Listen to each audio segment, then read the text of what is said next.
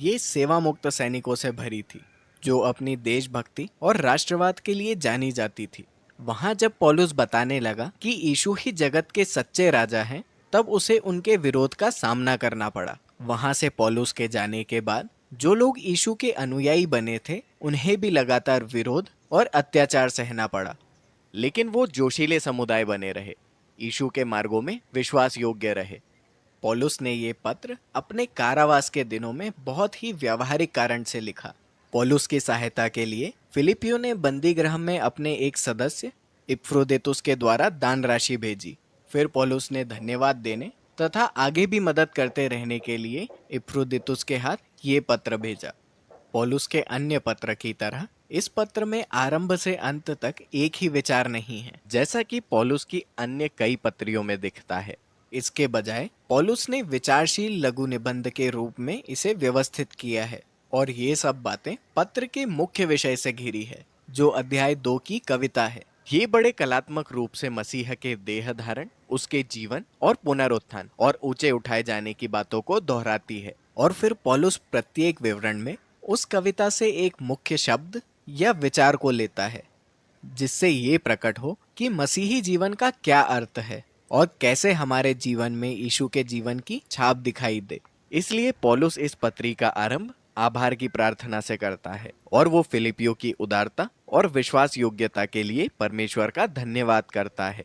और वो अपने भरोसे को ये कहकर व्यक्त करता है कि जीवन परिवर्तन का जो कार्य परमेश्वर द्वारा उनमें प्रारंभ हुआ है, वो और भी अधिक विश्वास योग्यता और प्रेम की सुंदर अभिव्यक्ति के साथ लगातार उनमें जारी रहेगा। फिर पौलुस उनके बंदी होने के समय की चिंता पर ध्यान केंद्रित करता है। रोमी कैद में रहना मौज मनाना नहीं है, लेकिन ये विरोधाभासी रूप से यीशु के सुसमाचार को फैलाने का अच्छा कारण साबित हुआ।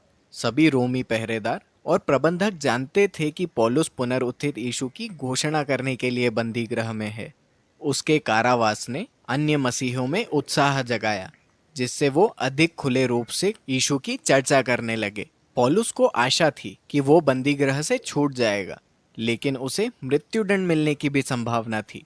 पौलुस कहता है कि मेरे लिए जीना ही मसीह है, और जैसे वो इन बातों पर ध्यान देता है तो उसे लगता है कि ये इतना भी बुरा नहीं होगा, क्योंकि पौलुस कहता है कि मेरे लिए जीना मसीह है और इसलिए मरना एक लाभ होगा।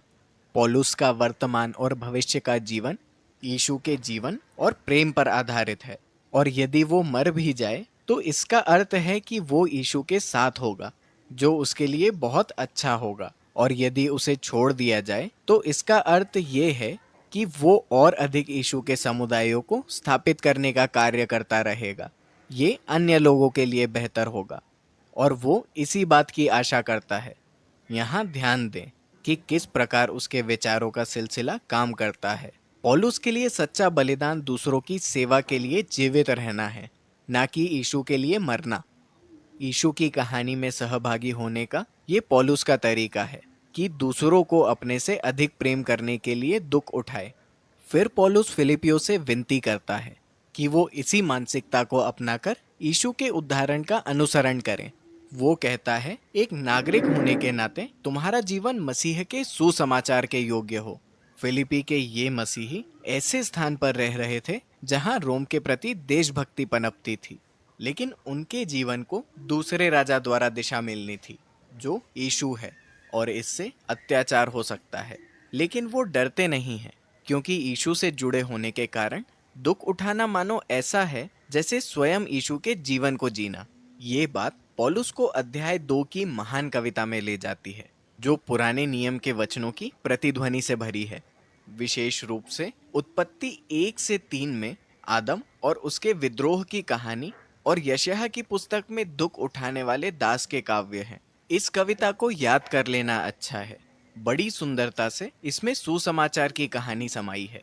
तो देह धारण करने से पहले मसीह अपनी महिमामय दशा में पूर्व उपस्थित थे और परमेश्वर के तुल्य थे। आदम के विपरीत, जिसने परमेश्वर के तुल्य होने को छीनने का प्रयत्न किया, मसीह ने उनके तुल्य होने का उपयोग अपने लाभ के लिए नहीं किया।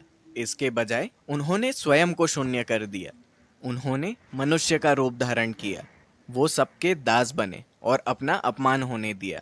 वो रोमी मृत्युदंड प्रणाली द्वारा मारे जाने पर भी पिता के प्रति आज्ञाकारी रहे, लेकिन परमेश्वर के सामर्थ और अनुग्रह से मसीह की वो लज्जाजनक मृत्यु पुनरुत्थान द्वारा बदल गई और परमेश्वर ने यीशु को सबके राजा के रूप में महान किया तथा उन्हें सर्वश्रेष्ठ नाम दिया, ताकि परमेश्वर की महिमा को सारी सृष्टि जान ले कि यीशु मसीह ही प्रभु है।